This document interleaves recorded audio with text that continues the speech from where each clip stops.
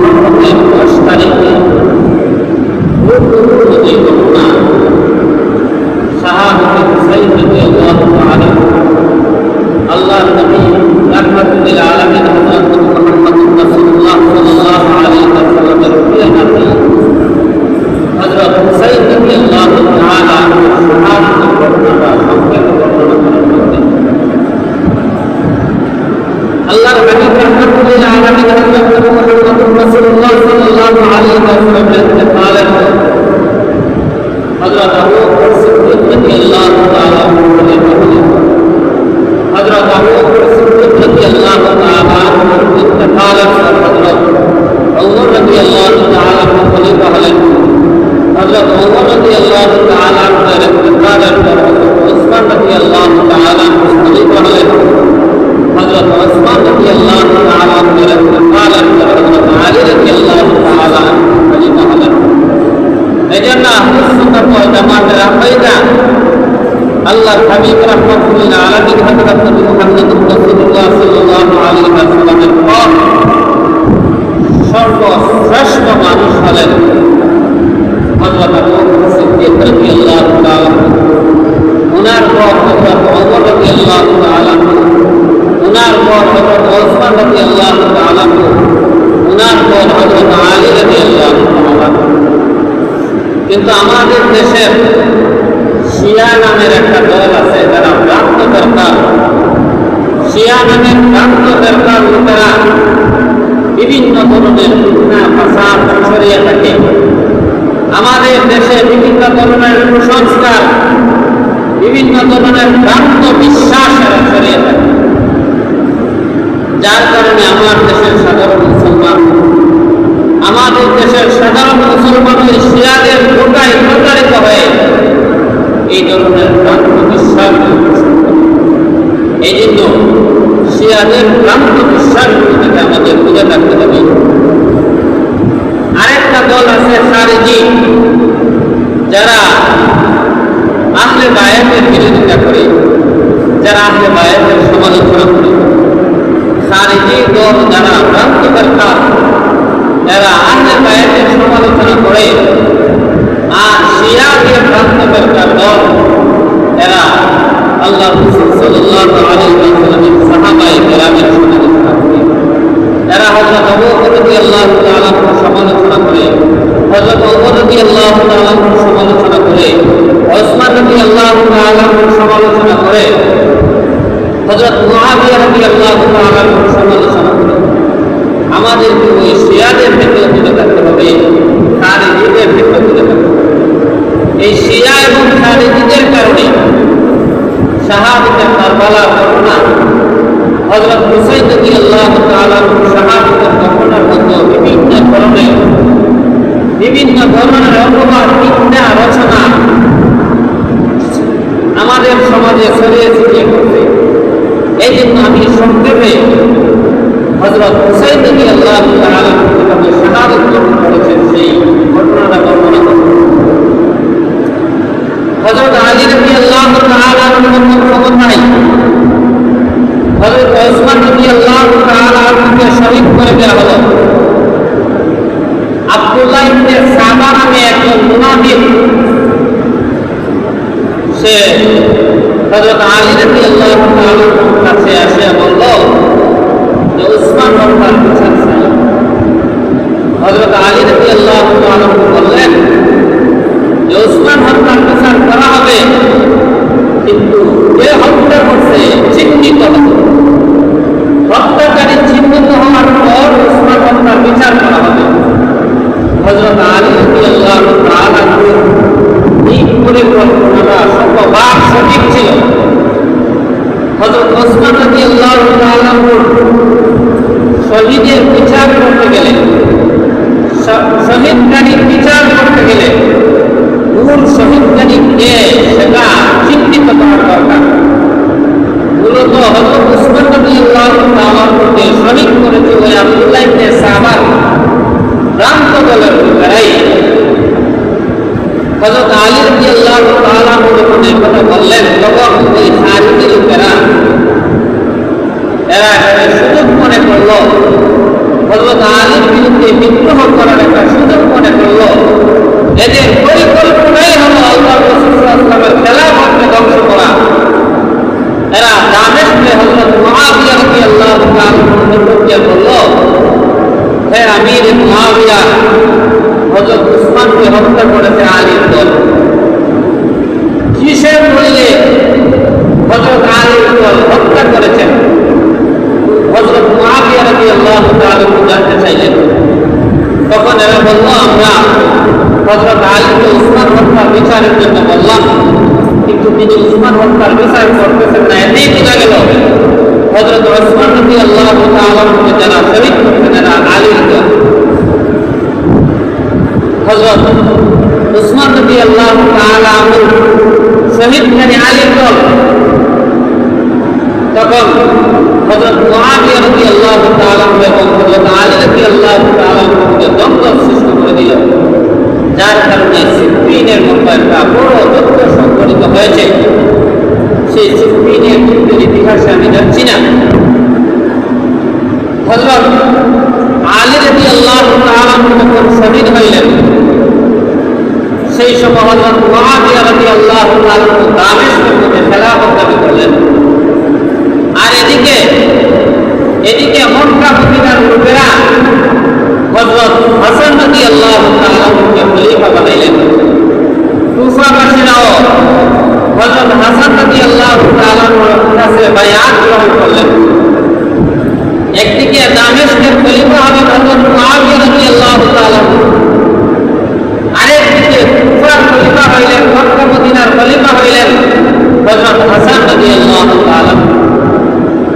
যেহেতু একটি ইসলামী রাষ্ট্রের মধ্যে দুইজন খলিফা হয়ে গেল, এই জন্য এখানে বড় ধরনের যুদ্ধ হওয়ার সম্ভাবনা ছিল। বড় ধরনের একটা যুদ্ধ হওয়া, মারামারি হওয়ার সম্ভাবনা ছিল। এই জন্য আল্লাহর নবী রাহমাতুল লিল আলামিন হযরত মুহাম্মদুর রাসূলুল্লাহ সাল্লাল্লাহু আলাইহি ওয়াসাল্লামের খলিফা হযরত হাসান রাদিয়াল্লাহু তাআলা চাইলেন কোন ধরনের মারামারি ঝগড়া না হোক। তিনি স্বেচ্ছায় হযরত মুআবিয়া রাদিয়াল্লাহু তাআলাকে খেলাফতের দায়িত্ব দিয়ে দিলেন। আল্লাহর নবী রাহমাতুল লিল আলামিন হযরত মুহাম্মদুর রাসূলুল্লাহ সাল্লাল্লাহু আলাইহি ওয়াসাল্লাম এই বিষয়টারই ভবিষ্যৎবাণী করে গিয়েছিলেন উম্মতের মধ্যে। রাহমাতুল লিল আলামিন হযরত মুহাম্মদুর রাসূলুল্লাহ সাল্লাল্লাহু আলাইহি ওয়াসাল্লাম তিনি উম্মতদেরকে বলে গিয়েছিলেন, আমার এই নাতি হযরত ইমাম হাসান রাদিয়াল্লাহু তাআলা তিনি বড় ধরনের ঝগড়ার নির্মাণ করবেন। তিনি বড় ধরনের একটা যুদ্ধের, বড় ধরনের একটা ঝগড়া ফাসাদের মীমাংসা করবেন আমার এই নাতি। আল্লাহর হাবিব রাহমাতুল্লিল আলামিন সাল্লাল্লাহু আলাইহি ওয়াসাল্লামের ভবিষ্যৎবাণীর প্রতিফলন ঘটে হাসান রাদিয়াল্লাহু তাআলা আনহু তিনি যাতে যুদ্ধ বিগ্রহ না হয়, যেন স্বেচ্ছায় হযরত মুআবিয়া রাদিয়াল্লাহু তাআলা খেলাফত দিয়ে দিলেন। এবং সন্ধি হয়ে গেল হযরত মুআবিয়া রাদিয়াল্লাহু তাআলা আনহুর ইন্তেকালের পর হাসান রাদিয়াল্লাহু তাআলা যদি জীবিত থাকেন, খেলাফতের দায়িত্ব হযরত হাসান রাদিয়াল্লাহু তাআলা আনহু গ্রহণ করবেন। কিন্তু আল্লাহ রাব্বুল আলামিনের ইচ্ছা হযরত মুআবিয়া রাদিয়াল্লাহু তাআলা ইন্তেকালের আগেই হযরত হাসান রাদিয়াল্লাহু তাআলা আনহু ইন্তেকাল করেছেন। কিছু সংখ্যক মুনাফিকরা ওই আব্দুল্লাহ ইবনে সাবা মুনাফিক আব্দুল্লাহ ইবনে সাবা বলেন লোকেই হযরত হাসান রাদিয়াল্লাহু তাআলাকে বিষ দিয়ে হত্যা করলেন। হযরত মুআবিয়া রাদিয়াল্লাহু তাআলা যখন মৃত্যু হয়ে গেলেন, তখন পরবর্তী খলিফার দায়িত্ব কাকে দিবেন সেটা নিয়ে তিনি চিন্তা করতে লাগলেন। যেহেতু সিদ্ধান্ত ছিল হযরত মুআবিয়া রাদিয়াল্লাহু তাআলার পরে খলিফা হবে হযরত হাসান রাদিয়াল্লাহু তাআলা, কিন্তু হযরত হাসান রাদিয়াল্লাহু তাআলা শহীদ হয়ে গেলেন। এই জন্য পরবর্তী খলিফা কে হবেন চিন্তা করতে লাগলেন। কুফার গভর্নর আল্লাহর নবীর একজন বিশিষ্ট সাহাবী হযরত মুগীরা ইবনে শুবা রাদিয়াল্লাহু তাআলা আসলেন। হযরত মুআবিয়া রাদিয়াল্লাহু তাআলা নিকটে এসে বললেন, আমিরুল মুমিনিন, পরবর্তী খলিফা হওয়ার যোগ্য আপনার ছেলেই পরবর্তী খলিফা হওয়ার যোগ্য। এই যে ইয়াজিদকে খলিফা বানানো, এই যে চিন্তা ভাবনাটা হযরত মুআবিয়া রাদিয়াল্লাহু তাআলা করে আসলো হযরত মুগীরা ইবনে শুআবা রাদিয়াল্লাহু তাআলা প্রস্তাবের মাধ্যমে। এতে আমরা বুঝতে পারলাম হযরত মুআবিয়া রাদিয়াল্লাহু তাআলা ইয়াজিদকে খেলাফত দিয়ে গেছেন। এতে হযরত মুআবিয়া রাদিয়াল্লাহু তাআলা খুশ ছিল না, হযরত মুগীরা ইবনে শুআবা রাদিয়াল্লাহু তাআলা খুশ ছিল না, কোন সাহাবায়ে কেরামের খুশ ছিল না। কেননা এটা হচ্ছে একটা ইজতিহাদি বিষয়। ওনারা চিন্তা ভাবনা করতেছেন কে হবে খেলাফতের যোগ্য। হযরত মুগীরা ইবনে শুআবা রাদিয়াল্লাহু তাআলা করে আসলো ইয়াজিদ হবে খলিফা হওয়ার যোগ্য। অতঃপর হযরত মুআবিয়া রাদিয়াল্লাহু তাআলা তিনি চিন্তা করতে লাগলেন যে এখনো বর্তমানে হযরত হুসাইন রাদিয়াল্লাহু তাআলা জীবিত আছেন, হযরত আব্দুল্লাহ ইবনে জুবাইর রাদিয়াল্লাহু তাআলা জীবিত আছেন, হযরত আব্দুল্লাহ ইবনে উমর রাদিয়াল্লাহু তাআলা জীবিত আছেন, রাইসুল মুফাসসিরিন হযরত আব্দুল্লাহ ইবনে আব্বাস রাদিয়াল্লাহু তাআলা জীবিত আছেন। সবাই খলিফা হওয়ার যোগ্য, কাকে খলিফা বানানো যায়? তিনি চিন্তা ভাবনা করে মনে করলেন, যদি আমার সন্তান ইয়াজিদকে খলিফা বানানো না হয়, এমন অবস্থায় ফিতনা হওয়ার আশঙ্কা আছে। কিছু সংখ্যক মানুষ হতে পারে সাহাবায়ে কেরামের উপর ঝাঁপিয়ে পড়বে, পরবর্তীতে যাতে কোনো ধরনের ফিতনার সৃষ্টি না হয়, সেই ইচ্ছা নিয়েই হযরত মুআবিয়া রাদিয়াল্লাহু তাআলা তিনি ওনার সন্তান ইয়াজিদকে খলিফা বানালেন। আর সেই সময়ে মুগীরা ইবনে শুআবা রাদিয়াল্লাহু তাআলা প্রস্তাব হযরত মুআবিয়া রাদিয়াল্লাহু তাআলা আনহুর পরিকল্পনা সেটা প্রমাণ করে সেই সময় পর্যন্ত হযরত মুআবিয়ার ছেলের অবস্থা খারাপ ছিল না। সেই সময় ইয়াজিদের অবস্থাও একজন আল্লাহওয়ালা লোকের মতো ছিল। বাহ্যিক দৃষ্টিতে মনে হতো সেও একজন আল্লাহওয়ালা বুজুর্গ ব্যক্তি। বাহ্যিক দৃষ্টিতে আমাদের দেশে কিছু মানুষ আছে যে ইয়াজিদ সম্পর্কে এই কথা বললেই আমাদেরকে বলে ইয়াজিদের দল বলিয়া, এরা আসলে শিয়াদের দল। এরা ওই শুরু থেকেই মুআবিয়া রাদিয়াল্লাহু তাআলার সন্তানকে দোষারোপ করে সমালোচনা করে মুআবিয়া রাদিয়াল্লাহু তাআলাকে কলঙ্কিত করতে চায়। হযরত মুআবিয়া রাদিয়াল্লাহু তাআলাকে কলঙ্কিত করতে চায়। কিন্তু আমরা সুন্নাত ওয়াল জামাতের অনুসারী যারা আছি, আমরা বলি সাহাবায়ে কেরামদের সমালোচনা করতে, সাহাবায়ে কেরামের সমালোচনা করা যাবে না। হযরত মুআবিয়া রাদিয়াল্লাহু তাআলা ইজতিহাদ, হযরত মুগীরা ইবনে শুআবা রাদিয়াল্লাহু তাআলা ইজতিহাদ করাটা প্রথমত ওনাদের নিকটে সঠিক সিদ্ধান্ত মনে হয়েছিল, যার কারণে মুআবিয়া রাদিয়াল্লাহু তাআলা তার সন্তানকে খেলাফতের দায়িত্ব দিয়ে গেলেন। হযরত আব্দুল্লাহ ইবনে আব্বাস রাদিয়াল্লাহু তাআলার কাছে যখন সংবাদ পৌঁছল, তখন হযরত আব্দুল্লাহ ইবনে আব্বাস রাদিয়াল্লাহু তাআলা বললেন, সমস্যা নাই। হযরত মুআবিয়া রাদিয়াল্লাহু তাআলার ছেলে, সেও একদম সুন্নাহর অনুসারী, সে একজন নামাজি ব্যক্তি।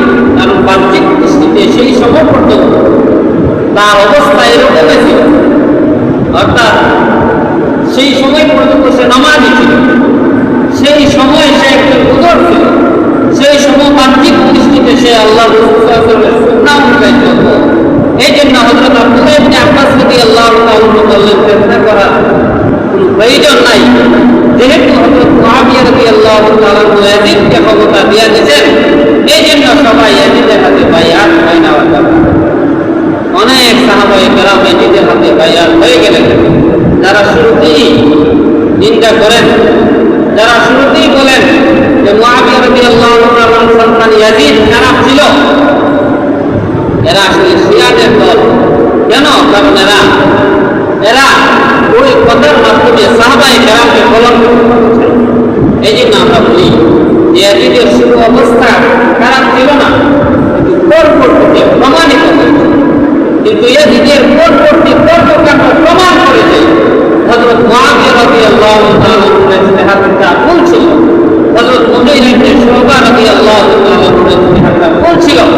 কারণ পরবর্তীতে ইতিহাসের কিতাবাদের মধ্যে আসছে পরবর্তীতে সে নামাজ ছেড়ে দিয়েছে, পরবর্তীতে সে গান বাজনার আয়োজন করেছে, পরবর্তীতে সে নারী পুরুষের নাচানাচির আয়োজন করেছে, পরবর্তীতে সে মদ গাঞ্জার আসর করেছে এবং আসর করেছে, পরবর্তীতে সে আহলে বায়াতের উপর আক্রমণ করেছে, পরবর্তীতে সে মক্কার উপর আক্রমণ করেছে, পরবর্তীতে সে বাইতুল্লাহ শরীফের উপর আক্রমণ করেছে।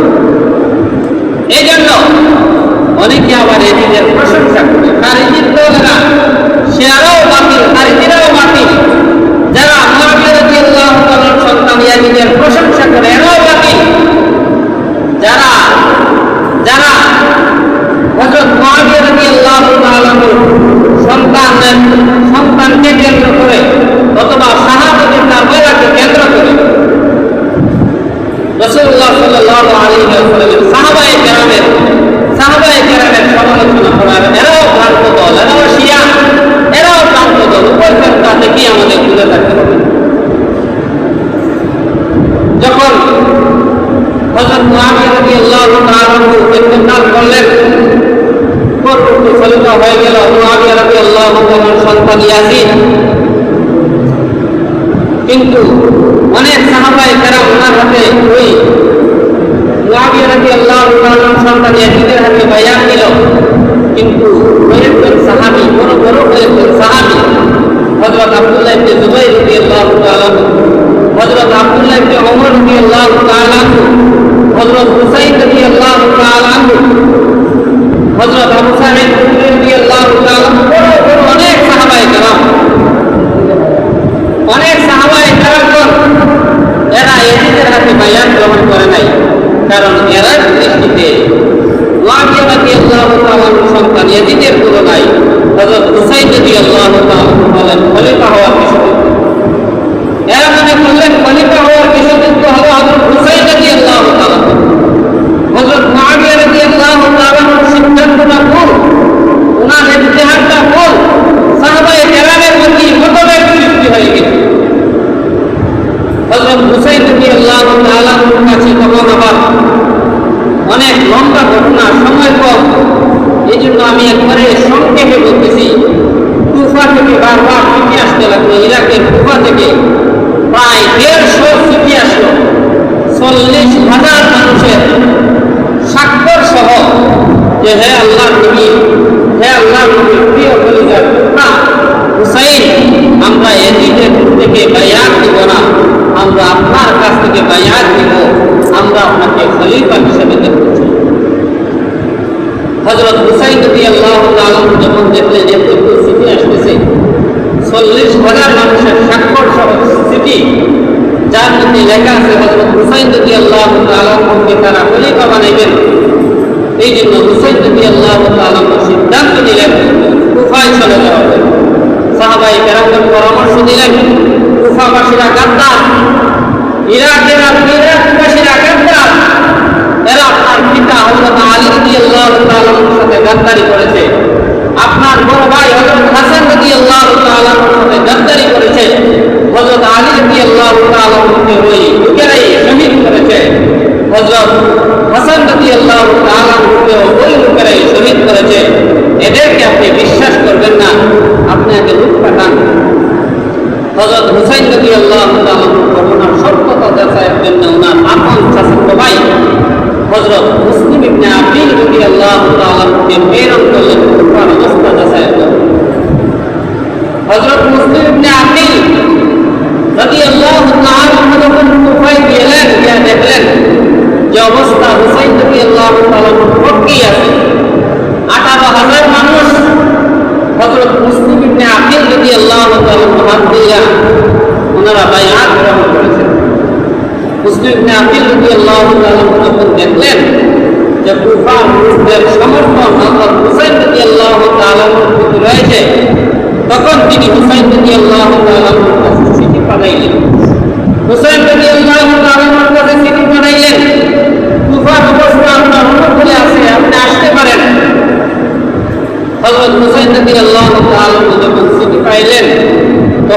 কুফায় যাওয়া প্রস্তুতি নিলেন।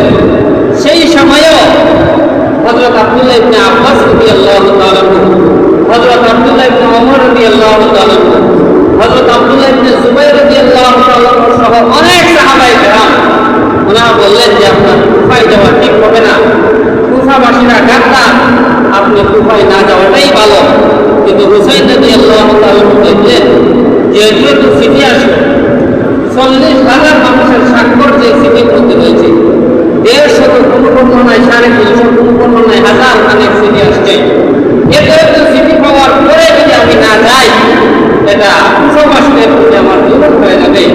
এই জন্য হযরত হুসাইন রাদিয়াল্লাহু তাআলা তিনি তার নিজের সন্তান আলী আসগর, আলী আকবর এবং ওনার আরো স্ত্রী এবং ওনার পরিবারের আহলে বায়াতের অনেক সদস্যদেরকে নিয়ে তিনি রওনা দিলেন কুফার উদ্দেশ্যে। 72 জন সঙ্গী সাথী নিয়ে হযরত হুসাইন রাদিয়াল্লাহু তাআলা তিনি রওনা দিলেন কুফার উদ্দেশ্যে।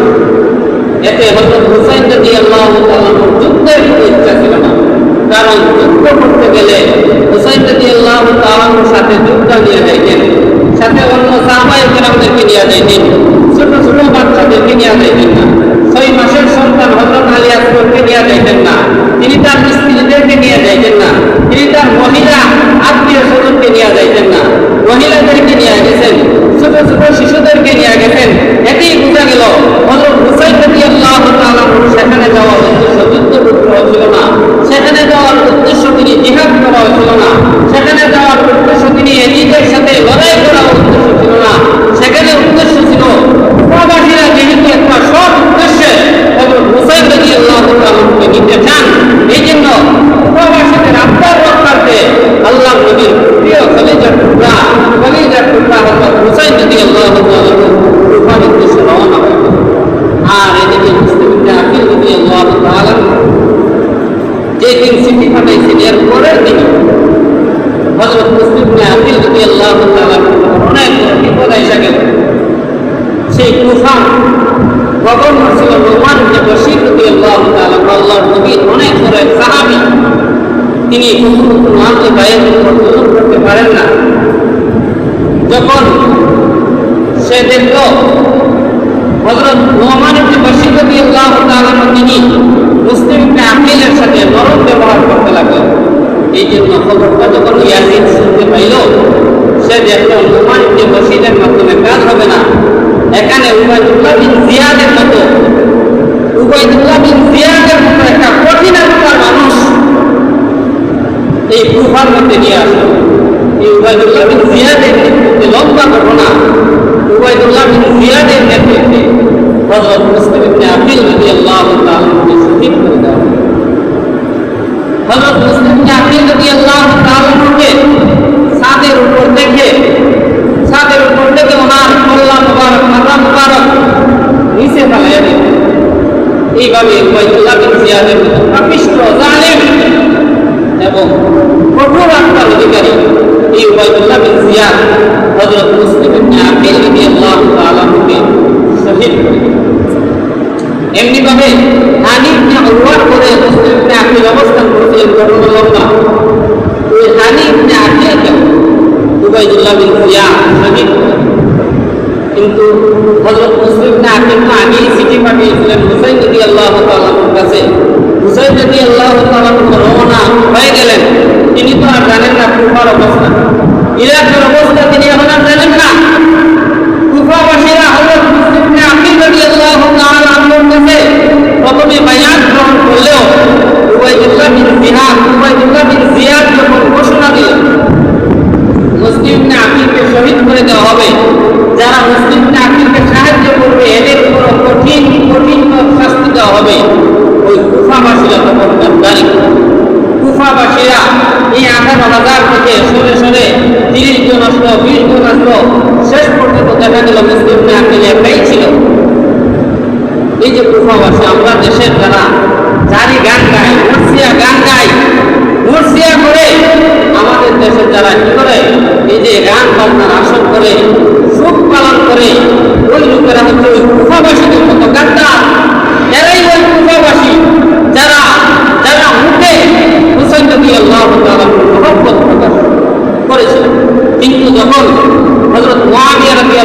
তাআলা হযরত মুসলিম ইবনে আকিল রাদিয়াল্লাহু তাআলা উপর বিপদ আসলো। সেই সময় ওই কুফাবাসীরা গাদ্দারি হযরত হুসাইন রাদিয়াল্লাহু তাআলা উপর রওনা দিয়ে গেলেন। তিনি যেতে যেতে লম্বা ইতিহাস কারবালার ময়দানে পৌঁছলেন। ইরাকের একটা জায়গার নাম হলো কারবালা। কারবালার মধ্যে যখন পৌঁছলেন, উবাইদুল্লাহ বিন জিয়াদ তখন আমর ইবনে সাদ রাদিয়াল্লাহু তাআলা নামের একজনের নেতৃত্বে প্রায় 10,000 বর্ণনা আছে 4,000 লোক পাঠাইছে হযরত হুসাইন রাদিয়াল্লাহু তাআলাকে আটকানোর জন্য। আর এদিকে এই উবাইদুল্লাহ বিন জিয়াদ চিঠি এসেছে এজিদের পক্ষ থেকে যেভাবেই হোক হযরত হুসাইন রাদিয়াল্লাহু তাআলাকে আটকানো। এই জন্য আমাদের দেশে যারা একবারে নির্দোষ প্রমাণ করতে চায়, এজিদকে তারা নির্দোষ প্রমাণ করতে চায়, যারা বলে এজিদের কোনো দোষ নাই এবং এই হযরত হুসাইন রাদিয়াল্লাহু তাআলা হত্যার পিছনে জড়িত না, আমরা বলি এই সমস্ত লোকের মত চিন্তাধারা সঠিক নয়। সেই উবাইদুল্লাহ বিন জিয়াদ বলেছিল যেভাবে হোক, যদিও শহীদ করে দেওয়ার কথা বলেন নাই, কিন্তু এই কথা বলেছেন যেভাবে হোক হুসাইন রাদিয়াল্লাহু তাআলাকে আটকানো হবে। তখন ওই লোকেরা ওই 10,000 মানুষ আর এদিকে হুসাইন রাদিয়াল্লাহু তাআলা সহ পরিবারের ছোট বড় মিলাইয়া 72 মানুষ, এরা সিদ্ধান্ত নিল যে হুসাইন রাদিয়াল্লাহু তাআলাকে শহীদ করে দেব। ফুরাত নদীর পানি নিকটে ছিল, কিন্তু ফুরাত নদীর পানিও বন্ধ করে দিল। হুসাইন রাদিয়াল্লাহু তাআলা রোজা, এই মুহররমের আশুরার দিনে হযরত হুসাইন রাদিয়াল্লাহু তাআলা রোজা রেখেছিলেন। তিনি রোজা ছিলেন। আমরা দেশে কিছু মানুষ আছে যারা মনে করেন মাতম করে জারি গান গায়, এরা এই আশুরার দিনে বা মুহররম মাসের মধ্যে নিরামিষ খায়। এরা মুহররম মাসের মধ্যে এজিদে গাঁজা করছিল, এজিদে গান বাজনা করছিল, এরাও গান বাজনা করে। এই যে এজিদে মদ পান করছিল, এরাও মদ পান খায়। সে নামাজ ছেড়ে দিয়েছিল, এরাও নামাজ ছেড়ে দেয়। এবং সেই যত ধরনের অন্যায় করার দরকার সেগুলো করছিল। সাহাবায়ে কেরামের উপর জুলুম নির্যাতন করেছিল, এরাও সাহাবায়ে কেরামের উপর বিভিন্ন ধরনের সমালোচনা করে। এই জন্য এরা হচ্ছে এজিদের বাহিনী, এরাই হচ্ছে এজিদের বাহিনী। কিন্তু এরা দেখবেন বিপরীতটা, আর নিজেরটা ডাকার জন্য এরা দেখবেন আপনি যদি হকের পথে থাকেন, আপনি যদি সঠিক পথে থাকেন, সঠিক পথে থাকেন, আপনাকে এরা এজিদ বাহিনী বলে গালি দেবে। এরা নিজেদেরকে হুসাইনের বাহিনী বলে গালি দেবে। হচ্ছেন বলিয়া হযরত হাসান এবং হুসাইন রাদিয়াল্লাহু তাআলার নামের বিবৃতি করে। নাউযুবিল্লাহি মিন যালিক। আল্লাহর নবীর প্রথম প্রিয় সাহাবী হযরত হাসান রাদিয়াল্লাহু তাআলা এবং হুসাইন রাদিয়াল্লাহু তাআলা হাদিসে অনেক ফজিলত বর্ণিত আছে, সেগুলো আলোচনা করলে অনেক সময়ের দরকার। হযরত হুসাইন রাদিয়াল্লাহু তাআলার নামটা বিবৃতি করে, কেউ বলে হাসাইন, হুসাইনের নামটা বলে হাসাইন, কেউ বলে আমার হাসছেন, কেউ বলে হচ্ছেন, কিন্তু এদের অন্তরে একটু কাঁপে না। কিভাবে আমি আল্লাহর নবীর প্রিয় কলিজার টুকরা হাসান রাদিয়াল্লাহু তাআলার নামটা বিবৃতি করি? কিভাবে আমি আল্লাহর নবীর প্রিয় কলিজার টুকরা হুসাইন রাদিয়াল্লাহু তাআলার নামটা আমি বিবৃতি করি? একটু এদের অন্তর কাঁপে না। কিন্তু এরা দাবি করে আমরা হুসাইন, এরা দাবি করে এরা হুসাইনি। আর যারা সঠিক পথে আছে এরা হচ্ছে, এদেরকে এরা বিভিন্ন ধরনের সমালোচনা করে, এজিদি মহিলা গালিগালাজ করে, মূলত এরাই হচ্ছে এজিদ। এই জন্য হুসাইন রাদিয়াল্লাহু তাআলা পুরান নদীর পানি দিচ্ছে না, এদিকে তো সেসব চালিয়ে আছে, কান্না করতেছে পানির জন্য। আলী রাদিয়াল্লাহু তাআলা স্ত্রী বললেন যে একটু পানি আনার জন্য। তখন এই ছোট বাচ্চাকে নিয়ে উপরে ধরলেন, দেখো আমি তোমাদের সাথে যুদ্ধ করতে চাই না, আমি চাই আমার এই ছোট সন্তানকে সামান্য পরিমাণ পানি পান করাইব। হযরত আলী রাদিয়াল্লাহু তাআলা হযরত হুসাইন রাদিয়াল্লাহু তাআলা মনে করলেন, মনে হয় এরা আমার করে নরম হয়েছে, তিনি ওই শিশু বাচ্চাটাকে নিয়ে পানি পান করানোর জন্য যাবেন। কিন্তু এজিদের বাহিনী, উবাইদুল্লাহ বিন জিয়াদের বাহিনী, এরা তীর নিক্ষেপ করে হযরত আলী আসগর রাদিয়াল্লাহু তাআলাকে শহীদ করে দিলেন। অতঃপর একে একে তারা হযরত হুসাইন রাদিয়াল্লাহু তাআলাকে তারা শহীদ করে দিলেন। নির্মমভাবে 72 জন সাহাবী, আহলে বাইতের 72 জন মানুষ, 10,000-এর বিপরীতে তারা যুদ্ধ করে পারার কথা না, এরপরেও তারা দেখিয়ে দিলেন যে মুসলিমের সংখ্যা যত বেশি হোক না কেন, আমরা যদি হকের পথে থাকি, আমরা যদি সঠিক পথে হয়, আমরা অল্প সংখ্যক মানুষ হলেও এদের সাথে যুদ্ধ করতে হবে, এদের সাথে জিহাদ করতে হবে। হযরত হুসাইন রাদিয়াল্লাহু তাআলা আনহুকে শহীদ করে দিলেন। এই সংবাদ যখন ইয়াজিদের কাছে গেল এবং পাপিষ্ঠ সীমা এরা হুসাইন রাদিয়াল্লাহু তাআলাকে শুধু শহীদ করেন নাই, হুসাইন রাদিয়াল্লাহু তাআলার সাথে বেয়াদবি করেছে, হুসাইন রাদিয়াল্লাহু তাআলার মাথা মুবারক আলাদা করেছে, মাথা মুবারক আলাদা করে ইয়াজিদের সামনে নিয়ে গেছে। তখন ইয়াজিদ আফসোস করে বলছিল, তখন ইয়াজিদ কিছু আফসোস করছিল, হতে পারে যে লোক দেখানো আফসোস যে নবাগত লোকেরা আমি তো হুসাইনকে মারার জন্য, হত্যা করার জন্য বলি নাই, কিন্তু আবার সে বিয়াদবিও করেছে হুসাইন রাদিয়াল্লাহু তাআলা। এতেই বোঝা গেল এই যে বাহ্যিক দৃষ্টিতে হুসাইন রাদিয়াল্লাহু তাআলা একটা মায়া কান্না দেখিয়েছিল, মায়া কান্না দেখিয়েছিল, এটা ছিল মানুষকে দেখানো, লোক দেখানোর জন্য। প্রকৃতপক্ষে পরিকল্পনা ছিল না যে কোনোভাবেই হোক হুসাইন রাদিয়াল্লাহু তাআলাকে দুনিয়া থেকে উৎখাত করে দিয়ে, সাহাবায়ে কেরামকে উৎখাত করে দিয়ে তার খেলাফতে টিকানো, নেতৃত্ব টিকানো। পরবর্তীতে হযরত হুসাইন রাদিয়াল্লাহু তাআলা শাহাদাতের পর হুসাইন রাদিয়াল্লাহু তাআলা শহীদ হয়ে গেলেন। কুফাবাসীর লোকেরা আসলো না, কুফাবাসীর একমাত্র মানুষ 40,000 মানুষ এরা স্বাক্ষর করে চিঠি পাঠিয়েছিল, কিন্তু হযরত হুসাইন রাদিয়াল্লাহু তাআলার বিরুদ্ধে 10,000 মানুষ আসছে, কুফাবাসী একটাও আসলো না, ইরাকের মানুষেরা একজন আসলো না ইরাকের মানুষ। এতেই বোঝা গেল এরা মুখে মুখে হযরত হুসাইন রাদিয়াল্লাহু তাআলার মহব্বত দেখাইছে, আমরা হুসাইনকে মহব্বত করি, আমরা রাসূলকে মহব্বত করি, আমরা আলীকে মহব্বত করি, আমরা আহলে বায়াতকে মহব্বত করি, কিন্তু যখন জিহাদের ডাক আসলো, হুসাইন রাদিয়াল্লাহু তাআলা যখন বিপদ আসলো, তখন ওই ইরাকের একজনের খবর নাই, ওই কুফাবাসীদের একজনের খবর নাই।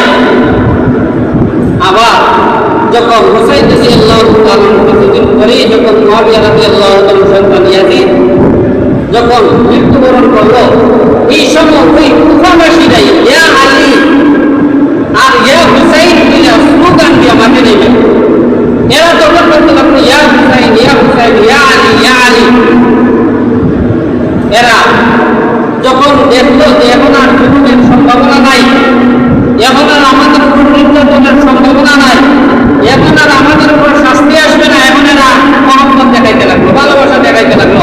এখন বলে ইয়া আলী ইয়া আলী ইয়া হুসাইন ইয়া হুসাইন বইলা এরা মাঠের মধ্যে আইসা জারি মর্সিয়া করতে লাগলো, শোক গাইতে লাগলো, কান্নাকাটি করতে লাগলো। হুসাইন রাদিয়াল্লাহু তাআলা যেভাবে শহীদ করেছে সেইভাবে এরা একজন আরেকজনের সাথে এগুলো প্রদর্শন করতে লাগলো। আমাদের দেশেও দেখবেন যারা জারি মর্সিয়া গায় এরাও ছুরি বানায়, ছুরিতে একজন আরেকজনের গায়ে আঘাত করে। দেখবেন ওই সমস্ত লোকেরা নিজেদের গায়ে আঘাত করে, গান বাজনা করে, কিন্তু এদের অধিকাংশই নামাজ পড়ে না, এদের অধিকাংশই রোজা রাখে না, এরা গান বাজনা করে, এরা মদ গাঁজা খায়। এরাই হচ্ছে ওই কুফা, এরা সমস্ত ওই কুফাবাসীরা ইয়া আলী ইয়া হুসাইন, এরা তো সুন্দরভাবে বলছিল ইয়া আলী, এরপর বলছিল কিনা ইয়া হুসাইন। কিন্তু আমরা দেশের পরিবর্তন হয়ে আসতে আসতে এখন কি বলে বুঝছেন। এই জন্য এই ভ্রান্ত এই মুখের থেকে দূরে থাকতে হবে, এই গাদ্দার মুখের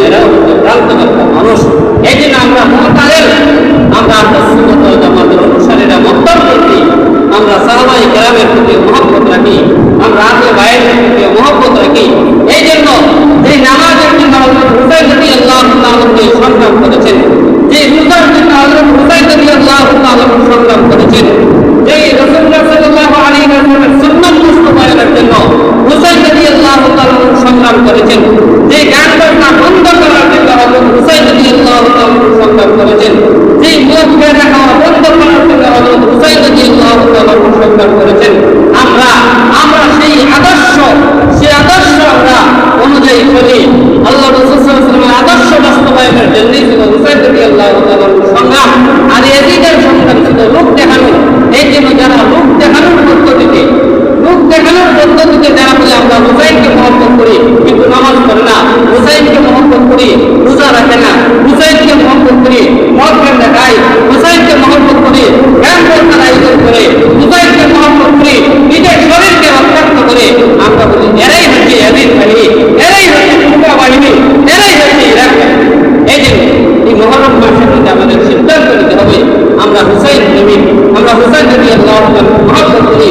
হুসাইন রাদিয়াল্লাহু তাআলা নামের জন্য জিহাদ করেন নাই, নামের জন্য সংগ্রাম করেন নাই, তিনি সংগ্রাম করেছেন আল্লাহর হাবিব রাহমাতুল্লাহ আলাইহি হযরত মুহাম্মদুর রাসূলুল্লাহ সাল্লাল্লাহু আলাইহি ওয়াসাল্লামের আদর্শ বাস্তবায়নের জন্য।